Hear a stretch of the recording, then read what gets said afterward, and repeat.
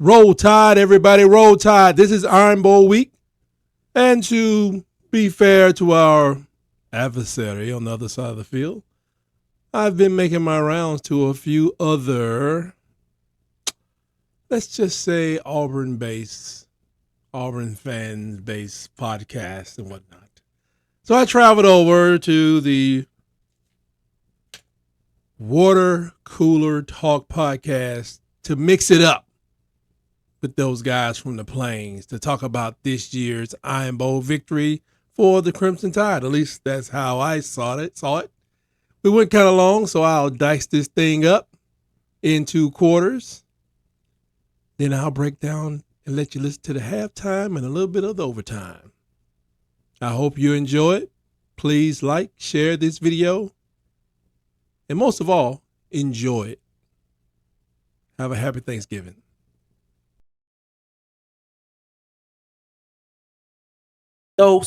Let's head to the second quarter. Now entering the second quarter. All right, man. Still focus on the game, man. We back in the second quarter right now, man. Thank y'all again for tuning into the Water Cooler Talk podcast, the coolest podcast in your ear, man. All right, man. Let's just keep it moving, man. Big question, man. Which matchup is the most interesting to you this coming Saturday? DC, we'll start with you. All right. I think, kind of go off the grid right here. I think Kevin Steele versus Hugh Freeze is the matchup of the day. The reason I say that, Kevin Steele, I told you, coming to steal the show. Because y'all got rid of him and not let him get the head coaching job last year. And the reason I say that, I got to give Marcus credit. I got to give my man Travail, the king of the comments, credit. They sent me an article today on Hugh Freeze and how he run his offense. So I checked it out, man. And Hugh Freeze, he tried to cause these conundrums with each individual player. Try to make him make a decision. So what I'm going to be looking for, can Kevin Steele match up, take the options away? And Hugh Freeze's last option is a one-on-one. His last option is always a one-on-one. So if they take away all the options and we got a one-on-one on the outside, we're gonna lose all day. So that's what I'm really. Because we don't. Sound good to me. No, I'm honestly Alabama. In fact, To me, their DBs are superior to our wide receivers. And in the Hugh Freeze scheme, when all of his options are gone, he go to the one-on-one. And if Kevin Steele can pin him down and make him go to the one-on-one, we don't win this game. So that's the matchup I'm looking for. Better go Gotcha. too late because at least he won't catch it. I can say something about that article, He'll knock it down. but it is what it is. It is whatever. All right, it is tight. Who you got, man? What is the most interesting matchup The most you got? intriguing matchup to me is Alabama's offensive line versus the defensive line of Auburn University. Now, most games they say he's lost to war in the trenches, but he have an offensive line that's gelled into something, and they're ripping holes through people. But I just don't know. They still new at this. They knew at this rivalry game. They've congealed into an effective group. But can they stay strong? Can they stay effective? Not only just in the running game, but in the pass rush. Can we dominate early enough to make them want to quit? I mean, because that's what they're going to need. And that quit ain't going to really kick in till late third because the emotions are going to be so high because it is the Iron Bowl, the biggest rivalry, I think, in the country. So I will say I can look at the other way around, but I don't. Our defensive line is kind of it's a bunch of gangsters over there, so I'm not worried about that. But on the other side, I do worry about my offensive line, and but Auburn's defensive line, I think they have talent, they have skill, and they're going to have a lot of passion. Can we still be together if y'all go down to, I don't know, throw 5 people every time or 6, just to smash the run if they run blitzing and stuff. Because to me, that's the key to a championship Alabama team. When we can run and you just can't stop. That don't mean you don't stop it to play here or play there, but when they what's the first Heisman Trophy? When Mark Ingram was running, 3-star, 4-star, depending on who you ask, I was like, Yeah, that boy ain't bad. That boy running down a doggone Lewis Adams hallway. That's what it's like wide open. It's like he had Boy, that vision. was I the give it to him, days. but I Not think Lewis that's the Adams. matchup I want to see. That's what's Okay. up. All right. Marcus. What's your most The intriguing matchup I wanted to see, I would say I want to see our defense versus their offense. I want to see our defense prove that they are good as me and you think they are, Nate. I want to see if they hold up.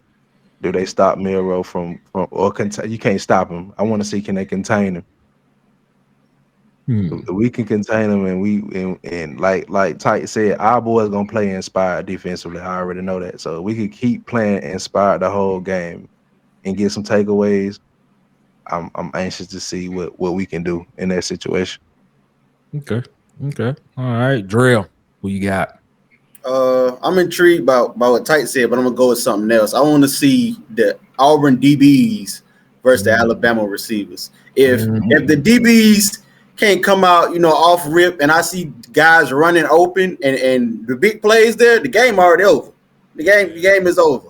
If they not gonna get in the receiver's face and make us, try to run or make Milroe try to use his legs, if the big plays there, it's too easy, the game over with. Bond and Burton. Was that Bond Burton? And I don't even Bond and Burton and Kendrick Law and probably a little bit of Kobe. Yeah, because they get you. If you come out defensive huddle moonwalking, about to eat you up in the middle. Okay. All right. Well, I'm gonna have to go. I'm gonna have to go Auburn linebackers versus Jalen Miro. That's what I'm interested in. I like that. I'm interested in seeing Eugene Asante, Austin Keys, Larry Nixon III. I'm interested in seeing these guys contain Jalen Miro. It's not the fact that they're not athletic enough, not the fact that they're not talented enough, Hugh Freeze. It's the fact of the matter that these guys are fast enough, they are talented enough, and they can play football and they can run step for step with Jalen Miro. What I would expect Ron Roberts to do is the same thing that he should have did with Jaden Daniels. Spy Jalen Miro all game. Spy him all game. Can't leak out the back. Can't leak out to the right side like Jalen Miro like to do because he like to turn to his. He like to go to his right because that's his dominant hand. But my thing is, I'm interested in seeing these linebackers rush the quarterback, drop into coverage when needed, and make open tackles in the field like they've been doing all season. That's what I'm interested in seeing happen this Saturday. I said it on the previous show. In order for Auburn to win, I think the defense needs to get 2 turnovers. We did not get our turnover this past week. When Pritchett did intercept it, there was a flag on the play from McLeod for offsides. But I think Auburn needs 2 turnovers, take 2 possessions away from Alabama, and they need to eat the clock up. And we just need Peyton Thorne to just manage the game. Don't need Peyton Thorne doing all that extra stuff, but it is what it is. Gentlemen, anything else y'all want to bring up before we leave this subject, before we leave the second quarter? What else y'all got? What is your secondary? What is the secondary most interesting thing you want to see? Secondary, I want to see if Will Riker can set a Jordan Hare record for the longest field goal. No, you don't. Just You know what happened? You know what happened when that happened? You know what happened when that happened the last time? You know the kick 6 happened on that the last time they tried. I don't want no field goals kicked. Just give me a touchdown. Give me touchdowns. No field goals. No field goals kicked. Okay. I'm banking on it. Nick Saban don't never have a good field goal kick in clutch situations. It's just a interesting thing. I'm just waiting to see whether who gonna have the biggest output, and is it gonna be like Caleb Downs? Is he gonna have a whole bunch of tackles at the line of scrimmage? Is Kool-Aid gonna have a bunch of passes defense? Or if y'all gonna try Arnold, I mean, that's to me that's the craziest thing y'all can ever do. Just stay away from that guy because I wouldn't do that. I wouldn't do that. He catches his interceptions. Kool-Aid kind of be like, he cool with like just knocking stuff down. You know the game we used to play Clint when we was in high school. When you open up your Snickers bar. Yeah. Get it out your hand, boy. That was a sick game we played back in the day. But that's kind of how I can see Kool-Aid must have liked playing that game in high school himself. Yeah. Well, we can talk about our guys. You don't want to throw it to Simp. You don't want Simp to be in the area. You don't want Kaufman nowhere around it. DJ James, Keontae Scott. I can't wait to see what Keontae Scott does in this game. I'm gonna tell you this. I think Keontae Scott take one back to the house this game. Okay. I think a punt return going back to the house this game. Keontae Scott. So a punt return, and then the muff. They get you 14. I got you at 17 anyway, so that's good. God Almighty! If they get all them turnovers, man, if they get that many turnovers, man, they should win the game. Honestly, if you get it, you know what I'm saying. If you get a muff and then you get one taken back to the house, see, that's depending on our offensive output. You know what I'm saying, bro? Yeah, exactly.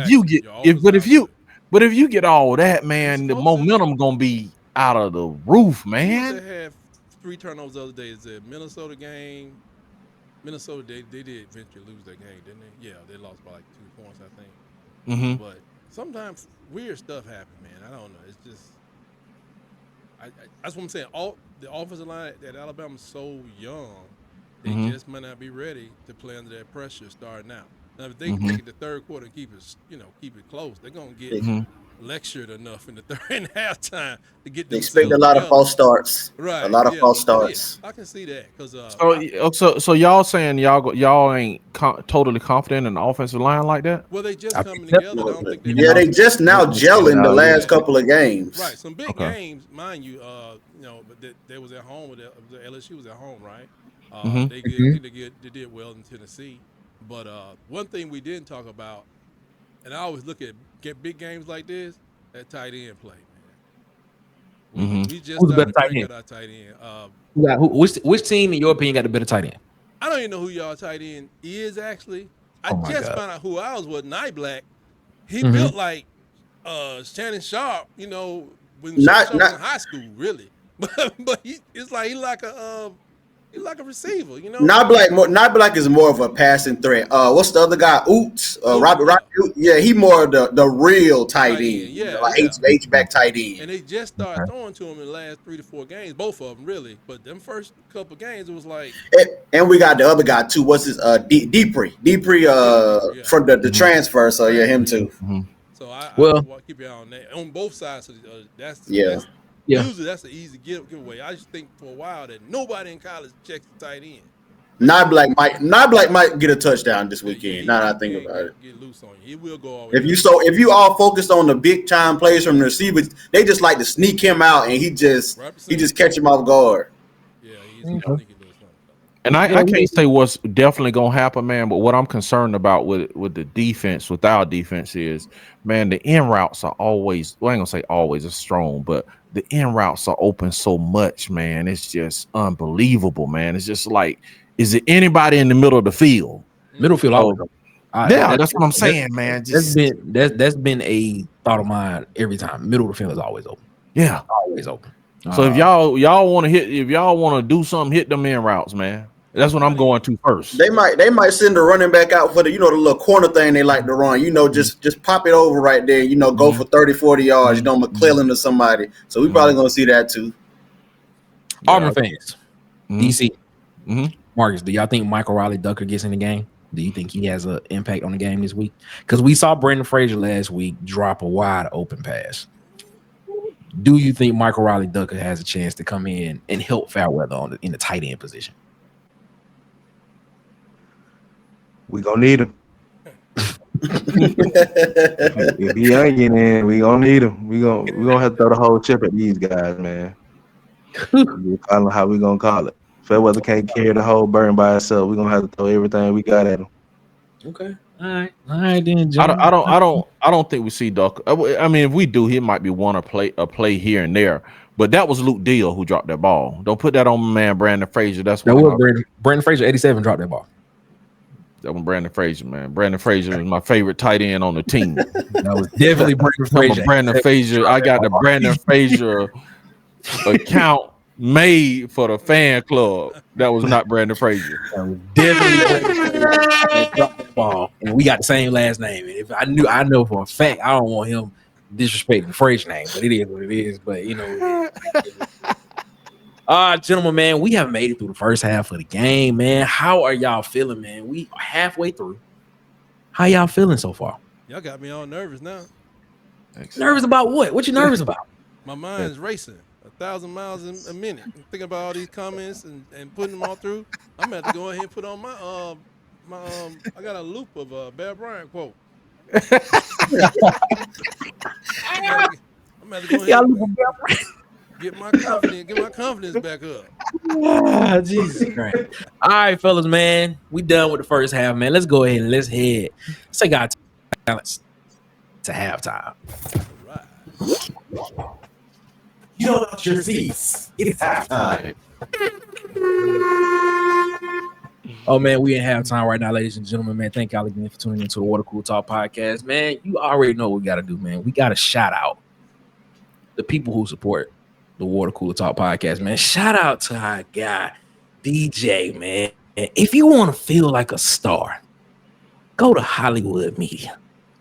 Hollywood. Man, shout out to our guy, DJ, man. Follow him on TikTok, Instagram, YouTube at Hollywood_media. Follow him on Facebook at Hollywood Media. That's with 2 A's, man. And make sure you spelling Holly right. That's Hollywood EY.